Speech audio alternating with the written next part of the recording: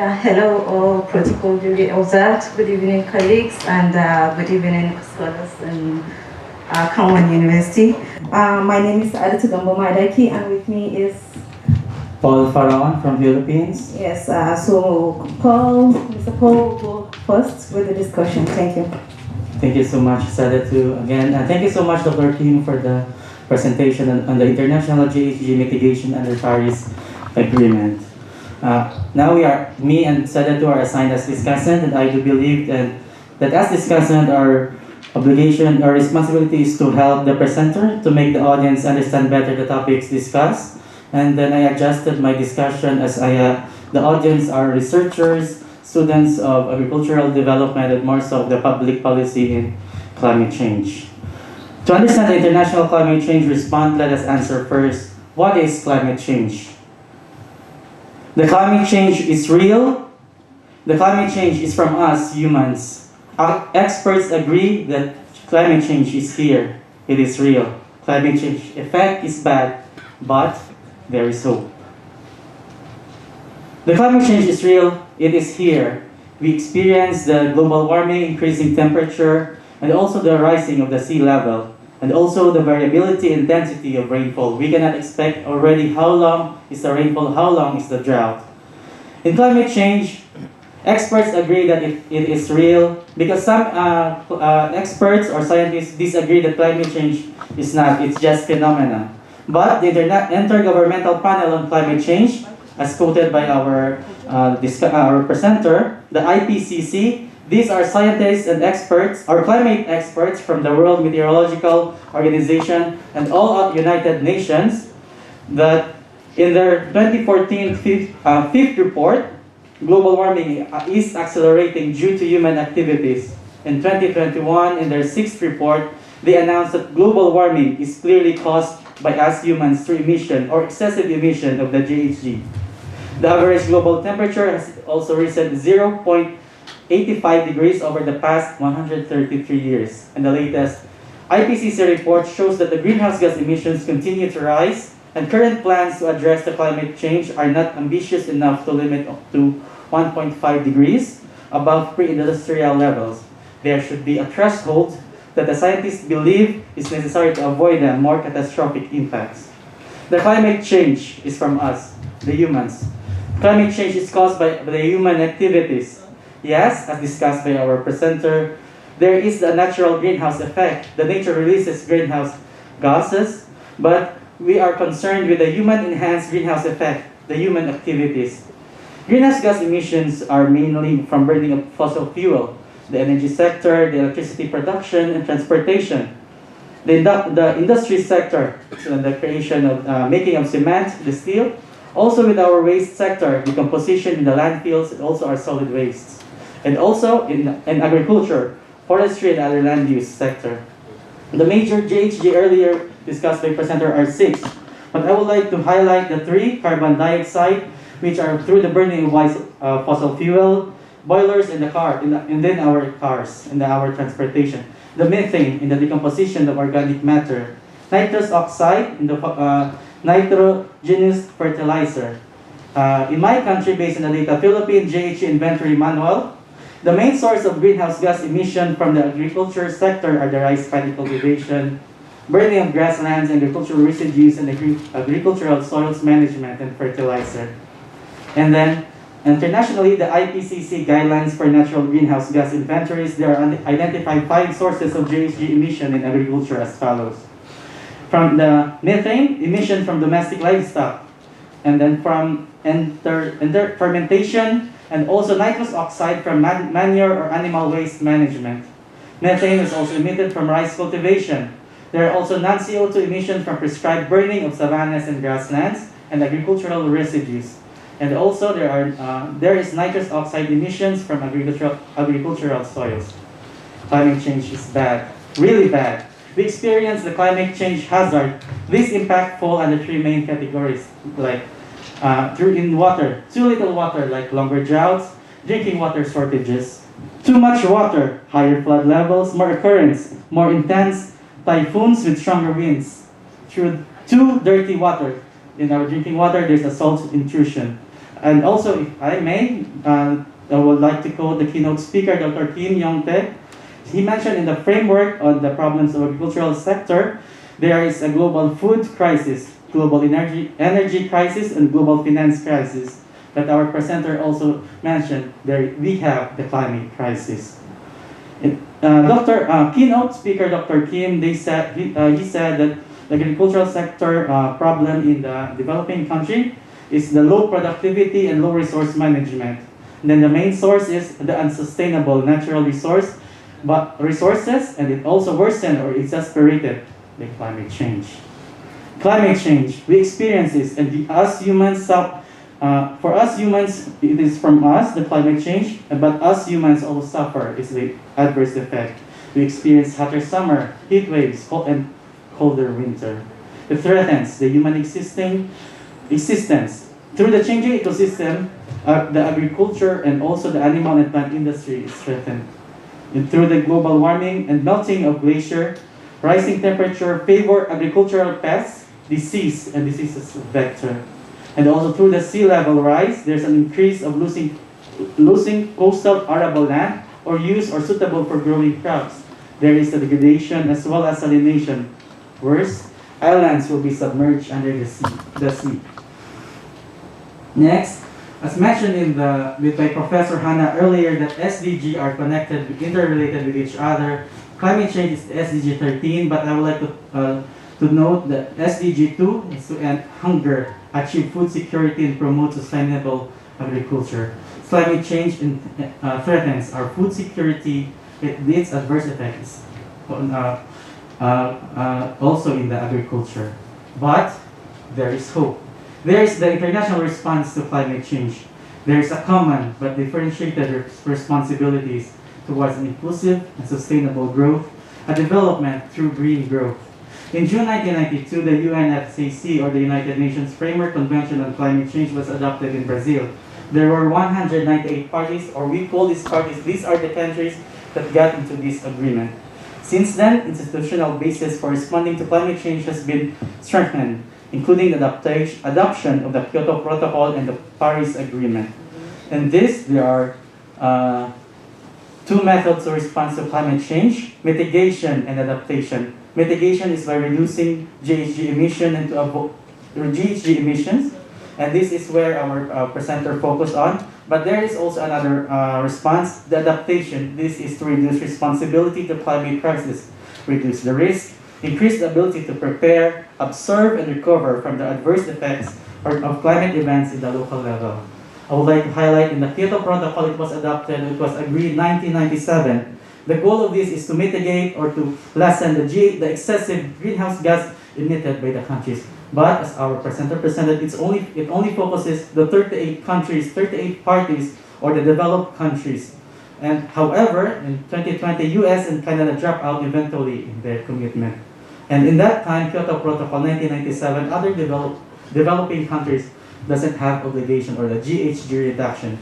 Obligation of the developed country is to limit or reduce emission. These targets are expressed as levels of allowed emission or assigned amounts over the commitment period. In Kyoto Protocol, at first it is 2008 to 2012. It was also then extended 2012-2020 of its commitment.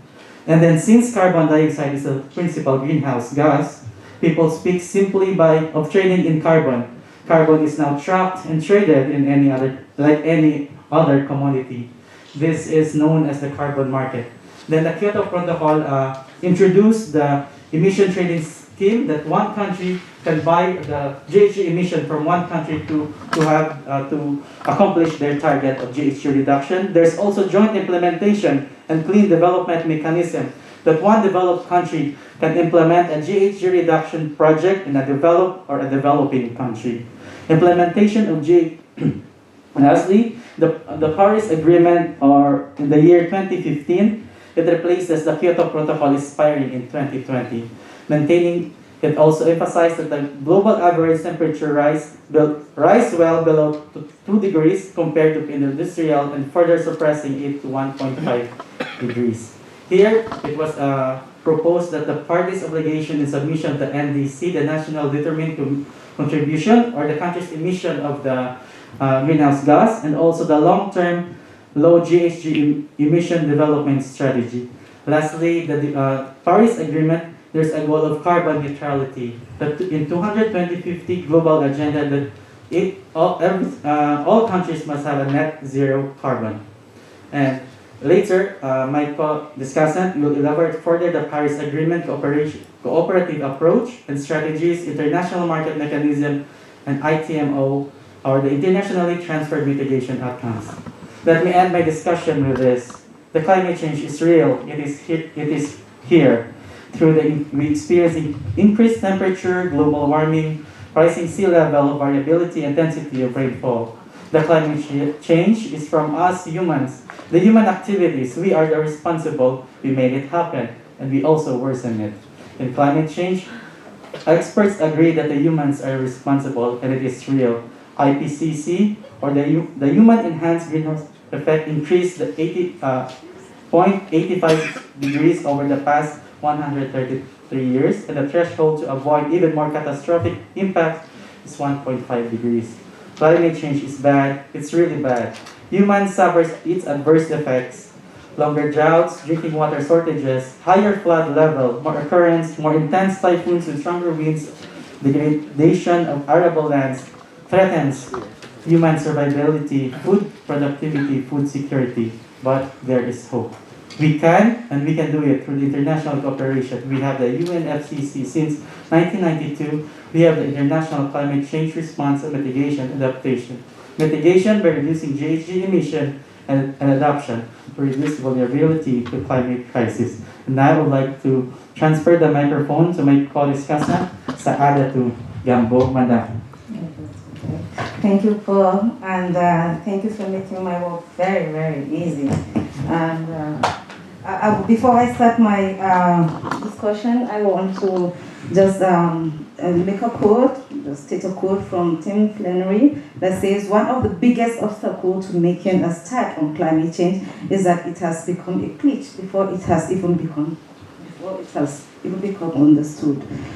So basically, we've heard from the presenter and also my co-discussant about climate change, and it is right now obvious and really, really clear that humans are responsible for the GHG emission, and the whole world is really, really looking forward to seeing how it's going to try to curtail these emissions. And to that, we have also heard from the presenter as well as my co-discussant in respect to the world, the international response in bringing the UNFCCC in place, the adoption of the United Nations Framework Convention on Climate Change in 1992 in Rio de Janeiro.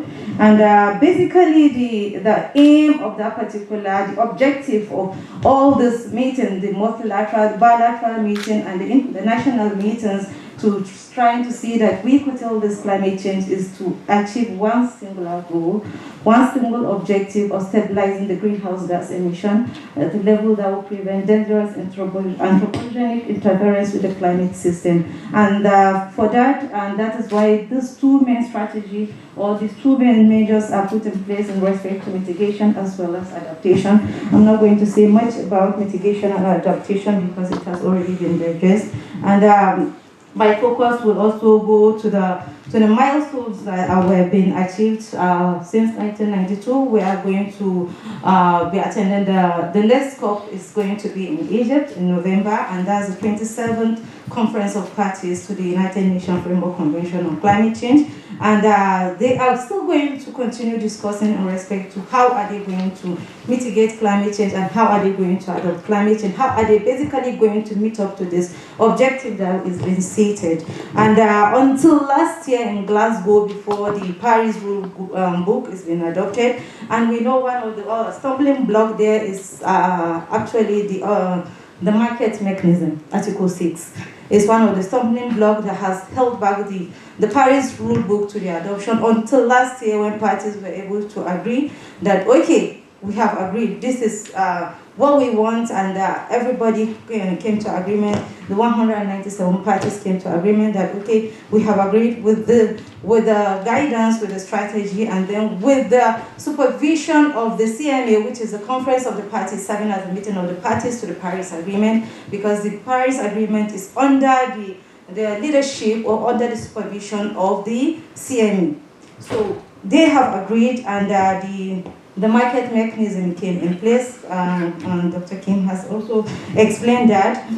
But basically, the aim of the Paris Agreement, as mentioned by you, Dr. Kim, is to limit the global average temperature to 2 degrees Celsius, and making all effort to making sure that we drive it down to the 1.5 degrees Celsius. And then it is the first binding agreement that brings in countries, all the nations together to a common goal of us achieving an ambition.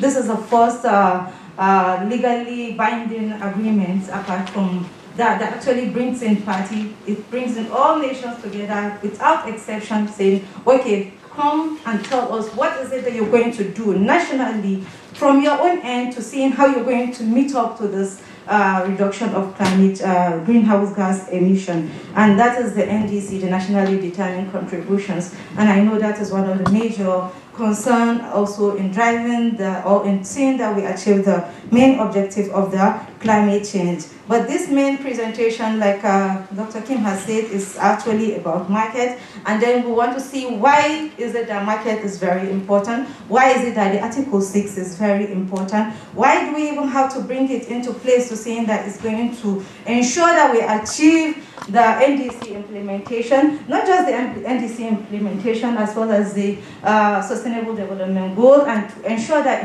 environmental integrity is also put in place. So the ITMO, which is this particular mechanism, allows it, is voluntary. It's voluntary, it's not compulsory, it's voluntary, but then it has a lot of benefits, and it's going to help parties meet up to their emission reduction targets. And so ITMO, it's actually, how does it operate? How does ITMO operate? What are the benefits of ITMO, which is the internationally transferred mitigation options? And we try to see, even though I think Dr. did not really elaborate on that in respect to how does it operate, but I know one thing for sure is that you cannot engage in ITMO, but it has to be an agreement between two parties, a bilateral agreement, and it has to be signed by the party government itself. And then one of the mechanism, or one of the main aim of ITMO itself, or the Article 6 component itself, is basically majorly three. One is to promote mitigation of greenhouse gases emission while promoting or while fostering the sustainable development. And then we also have incentivizing and also trying to facilitate the mitigation of greenhouse gases by both private and public organizations. And that is one added advantage over the CDM that we knew before. And then the lastly is also to achieve the overall mitigation goal about in respect to the curtailing of the greenhouse gas emission. So parties have to really look into the advantages of ITMO and then try to see how we're going to engage in the activities of ITMO. But in ITMO, parties have to enter into agreement whereby one party, like you mentioned earlier, one party reduces its carbon emission and then transfers those reduction to the other party, which counted towards its NDC. So this is how they are going to try to meet up with their NDC target. It is assumed that this receiving party will try to provide some kind of incentive or financial compensation for this transferring party. But the benefit there is that you selling the ITMO is an innovative way to channel this investment into low carbon emission projects that will help in fostering also sustainable development. And then those people buying the ITMO will also help them to, or enable them rather, to meet up with their NDC targets. But one other thing that I actually want to ask Doctor is in respect to CDM. And do you see ITMO replacing CDM in any way of the Kyoto Protocol? And what do you think are the added advantages, apart from what I have mentioned earlier, in respect to of ITMO over the CDM? And then the second question is actually from Dr. From the keynote speaker, Dr. Kim, earlier. He actually made a presentation, and I truly love the model and the strategy he has displayed at the end of his presentation. And I see that as something that really needs to be integrated, or really needs to be looked into, to see how we, particularly the Developing Nation Party, I urge us all in this, particularly the SP from the Developing Nation Party, we don't just see this presentation and just look at it as just a normal presentation. No, we should try to reap out the advantages that there are in these presentations. We have seen good presentations today, and we should try to make a very good advantage out of that. And I see the model as one vital equipment, and I'm trying to see if I actually see it in a way of drawing out mitigation project and also enhancing a kind of economic transformation. Do you see it as one of, I don't know if they can present that particular model or the strategy, but I know you saw it earlier. So those are some of the two questions. But again, at the end of your presentation, you also highlighted some questions in respect to the checklist. And then I know that those are some of the common questions that are really going, people are really asking in respect to ITMO, or in respect to the implementation of the Article 6 itself, particularly 6.4.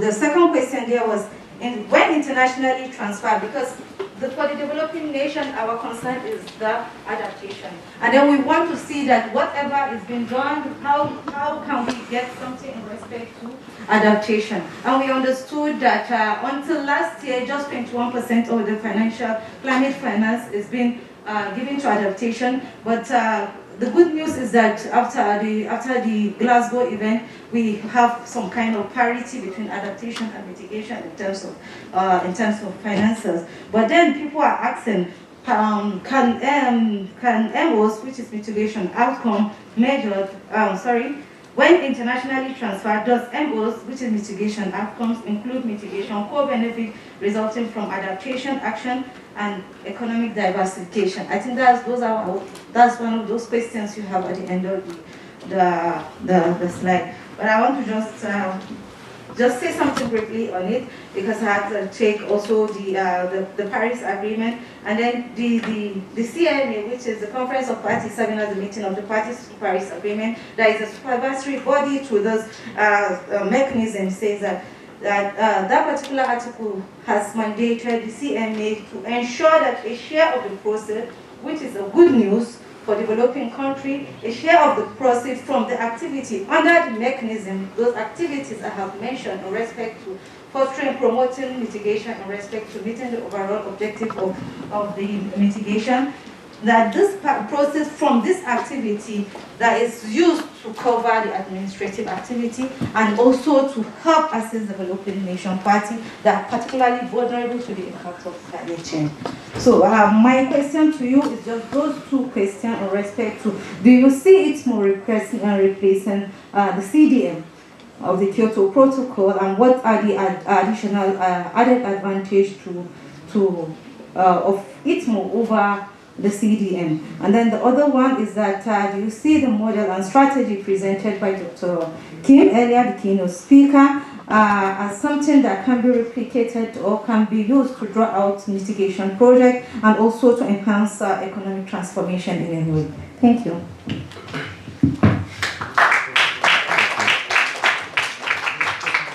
Okay, so I feel a little bit nervous about answering these questions. Actually, I feel more like they're professional to them. Okay, so regarding the first questions, the CDM, which is under the Kyoto Protocol, can manage the ITMO under the Paris Agreement. Do you mean this, right? Yeah. Yes. So actually, the CDM project under Kyoto Protocol is still implemented in the worldwide. But while after 2021, like the project registered after 2021 or any CER issued after 2021 are called provisional CDM or the provisional CERS. So which means that in the last decision of the COP26, they have decided that before 2021, like which is till 31st of December of 2020, like that CERs can be used for the NDC implementations, while after the 1st of January of 2021, they are called provisional CER and provisional CDM until a 6.4 mechanism is set. Actually, it is not established now. So when those kind of mechanisms are set, they have to be converted into the Paris Agreement mechanisms. So the CDM projects are still implemented in worldwide, but they are called provisional in the provisional status, and they will be changed into the Paris Agreement. And after that, the ITMO from converted CDM will come out. Yes, did this answer to the first question? And yes. And the second question was about can mitigation project can include the adaptation project also? Do you mean right? The second question is actually in respect to the model presented by this model and strategy presented by Dr. Kim Tech earlier. I personally I see that as something that could really be very vital in drawing out mitigation projects and also trying to enhance economic transformation. Do you feel the same? Though I don't know if you really recall the slides here he shared earlier. Just in respect to that, but personally, okay, that's my personal opinion. I feel it is something that is a takeaway for all of us to try to actually check and then see how, yes, something like that. And there's also this strategy. Okay. So anyway, I don't want to ignore the adaptation sector, but yes, the only thing is that I don't really know about the adaptation sector. But what I know is that the importance of the adaptation in the different countries is really important because it is really very much related to a human being's survivors.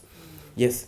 So in terms of this, of course, I have presented about the mitigation sectors under the Paris Agreement 6.2 and 6.4, while there is one more market mechanism, 6.8, which is non-market mechanisms. Yes, so under the Paris Agreement 6.8, the Paris Agreement suggests the non-market mechanisms. So outcomes from those kind of projects cannot be traded in the market, and those kind of projects should be dedicated to a country's livings and country's adaptation. But while the discussion about the Article 6.8 is not yes, actually it is not discussed in worldwide because they have to finish this mitigation sector and market mechanism first. But while what I like to highlight that we have the GCF and CTCM, which I have told you that in the Paris Agreement era, the developing countries are organizing a fund mechanism to help the developing countries adaptation and mitigations. And the as far as I know, the funding amount is about $1 billion or $10 million. Yes. And that big amount of money is coming into GCF to support the developing countries' adaptations and their survivors. And they are mainly divided by 50-50 by adaptation and mitigations. Yes. Yes. So. Yeah, is it answer? Yeah. Okay. Yes. Thank you so much. If you allow me, I just want to conclude with this also what from Desmond Tutu. He said 25 years ago, people could be excused for not knowing much or doing much about climate change. Today, we have no excuse. So this is a message for all of us. Thank you very much.